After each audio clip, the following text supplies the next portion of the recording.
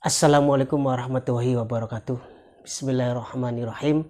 Alhamdulillahirrabbilalamin. Wassalatu wassalamu ala asrafil anbiya'i wal mursalin wa ala alihi wa sahbihi ajmain, amma ba'd. Allahumma sholli ala sayyidina Muhammad wa ala ali sayyidina Muhammad. Sedulur kabeh yang berada dimanapun, alhamdulillah wa syukurillah, kembali saya menemani Anda ya, tentunya dengan keilmuan gratis ya. Alhamdulillah wa syukurillah, saya berjumpa lagi bersama Anda melalui channel Dimas Satriani. Mudah-mudahan Anda tidak bosan dan tentunya bisa memetik dari manfaat apa yang saya sampaikan nanti ya. Insya Allah kali ini saya akan membahas tentang sengkolo ya. Namun sebelumnya ajak lalen klik ya tombol subscribe-nya, like, comment, and share ya sebanyak-banyaknya.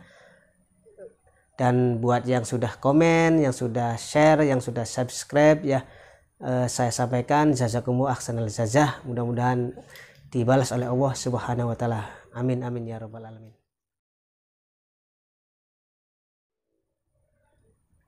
Masalah sengkolo itu sebenarnya kalau dalam bahasa istilah Indonesianya sih kesialan ya. Jadi sengkolo itu diambil dari bahasa Jawa ya, yang berarti kesialan dalam kehidupan ya. Kesialan dalam kehidupan itu bervariasi ya, dan banyak sekali di antara kita ya, di antara teman-teman, di antara sedulur semua yang sudah pada konsul ke saya juga tentang banyaknya kesialan yang menimpa mereka ya, dari segi usaha, karir, sampai belajar ilmu, bahkan sampai hal-hal yang kecil ya. Setiap kehidupan sehari-hari selalu saja ada musibah, itu selalu saja sial.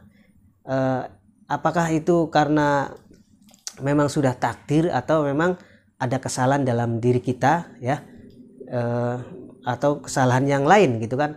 Maka banyak yang bertanya seperti itu, dan insya Allah kali ini saya akan membahasnya atau membedahnya sebatas dari kemampuan saya, sebatas dari pengetahuan saya, dan sebatas dari keilmuan saya yang saya tahu, yang saya pelajari dari guru saya, bahwa sengkolo itu dalam arti kejawen, yang berarti dalam bahasa Indonesia adalah kesialan dalam hidup.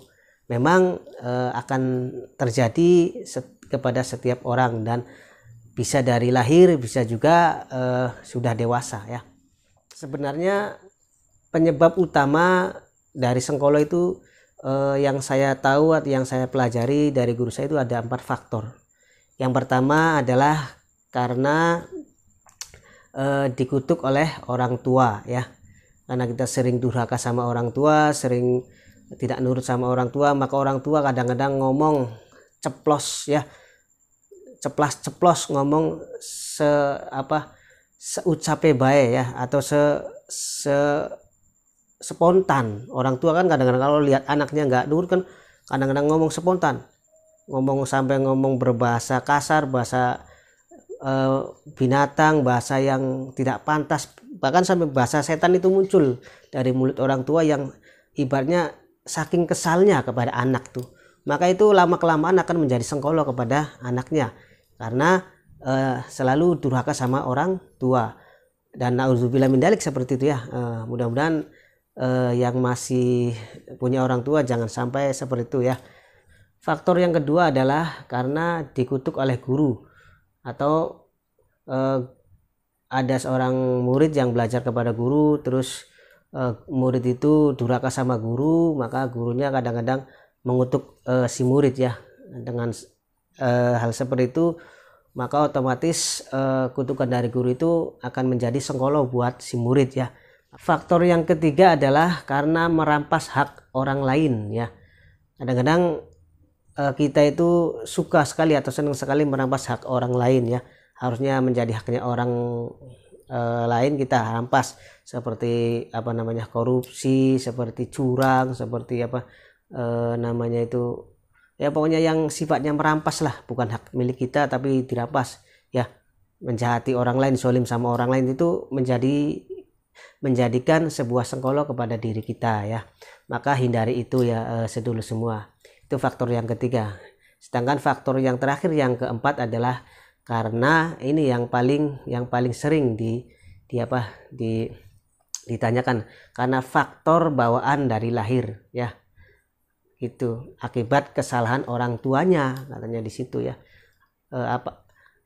Apakah salah orang tuanya? Wallahu bisawab ya, karena banyak macam-macam ya kesalahan orang tua itu.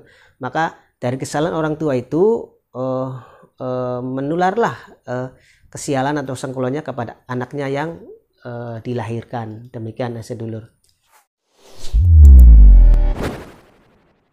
Yang berikutnya adalah jenis-jenis sengkolo. Jadi sengkolo juga ada jenisnya ya. Setiap jenis itu berbeda dampaknya, berbeda masalahnya ya di kehidupan. Yang nanti akan saya jelaskan ada 5 jenis sengkolo ya, beserta artinya atau beserta dampaknya dalam kehidupan sehari-hari. Yang pertama adalah sengkolo rerewo bodas ya. Sengkolo jenis ini adalah sengkolo yang menimpa kepada seseorang dengan dampak itu orang yang kena sengkolo ini selalu jatuh sakit, selalu menderita sakit berkepanjangan ya, nggak sembuh, obat apapun sampai kemanapun kita berobat itu nggak sembuh ya.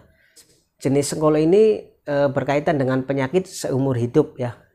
Jika kita tidak segera memperbaiki penyebab dari sengkolo tadi, maka dengan sangat berat kita akan mengalami sakit berkepanjangan terus-menerus sampai seumur hidup. Demikian sedulur. Yang kedua adalah sengkolo caluring. Sengkolo caluring ini adalah sengkolo yang menimpa seseorang dalam hal kegagalan setiap usaha. Dagang apapun, usaha apapun ya, tidak pernah berhasil, gagal terus sampai modal yang keluar banyak besar semua nggak bisa sukses. Bahkan sampai karirnya ya, mau jadi ini nggak jadi, mau jadi itu nggak jadi, pokoknya selalu sial dan selalu gagal dalam hal usaha dan karir. Ini jenis sengkolo yang menimpa seseorang dalam hal kegagalan dalam usaha atau karir. Selanjutnya yang ketiga adalah sengkolo bahu laweyan. Sengkolo jenis ini umumnya menimpa kepada kaum wanita ya. Jadi setiap wanita yang terkena sengkolo ini biasanya jika memiliki suami, maka suami itu sering meninggal. Kawin dengan si A meninggal, kawin dengan si B lagi meninggal, terus meninggal. Ya, walaupun itu dengan siapapun lamanya, selalu saja suaminya itu meninggal ya. Bahkan sampai di perjalanan itu tidak ada lelaki yang mau menikahinya, sekalipun si wanita itu wajahnya sangat cantik ya, hartanya banyak ya, dan karirnya bagus, tetap saja ya tidak mau seorang lelaki itu menikahinya karena takut kalau nikah dengan si wanita yang kena sengkolo ini akan mati atau meninggal. Yang keempat adalah sengkolo kebo kemali. Orang yang terkena sengkolo ini biasanya akan mengalami kesulitan dalam hal jodoh ya. Biarpun dia wajahnya cantik, tampan, kaya ataupun berpendidikan tinggi atau jabatannya tinggi, itu tetap saja ya susah sekali untuk mendapatkan jodoh. Mau didekatin dengan si A, ada yang dekatin mental lagi gitu, ada yang mendekatin lagi mental lagi, pokoknya setiap ada yang mau mendekati, seakan-akan mereka itu sudah dekat itu enggan lagi, mental lagi. Itu jenis sengkolo yang membuat seseorang itu sulit dalam hal jodoh ya. Yang terakhir adalah sengkolo patek jangkar. sengkolo jenis ini adalah sengkolo yang menimpa seseorang yang menjalankan atau mendalami keilmuan batin yang belajarnya itu tanpa guru ya. Maka orang yang kena sengkolo ini biasanya orang yang belajar tanpa guru tuh, dari belajar asal-asalan, ada juga yang karena sering melamun dapat bisikan ya, terus dipelajari itu bisa kena sengkolo jenis ini ya. Dan sengkolo ini bisa mengakibatkan seseorang itu menjadi gila ya. Karena kalau kita belajar ilmu batin, ilmu hikmah itu tanpa bimbingan seorang guru, jasa dari guru, itu akan sangat berbahaya sekali. Dan ini sering terjadi di sekitar kita ya. Kita sering mendengar ada orang yang gila karena belajar ilmu, padahal itu sebenarnya bukan karena ilmunya, tapi karena salah belajarnya. Demikian sedulur ya tentang 5 sengkolo yang sudah saya jelaskan tadi. Mudah-mudahan Anda paham dan bisa memperbaiki diri ya dengan menetralkan ya semua yang penyebab dari sengkolo itu. Terus bagaimana untuk cara pengobatan atau menghilangkan sengkolo ini? Yang pertama ya, yaitu tadi, jika kita pernah durhaka sama orang tua, maka segera minta ampunan dengan sangat ampunan itu sangat benar-benar minta ampun ya, bukan asal minta maaf saja, benar-benar minta ampun ya. Datangi orang tua dan minta ampun agar mendoakan anaknya ini terbebas dari sengkolo ya. Terus jika yang punya kesalahan sama guru, segera mohon maaf kepada guru ya, kepada guru yang pernah kita ambil ilmunya ya. Pokoknya yang kesalahan-kesalahan tadi itu harus kita perbaiki ya.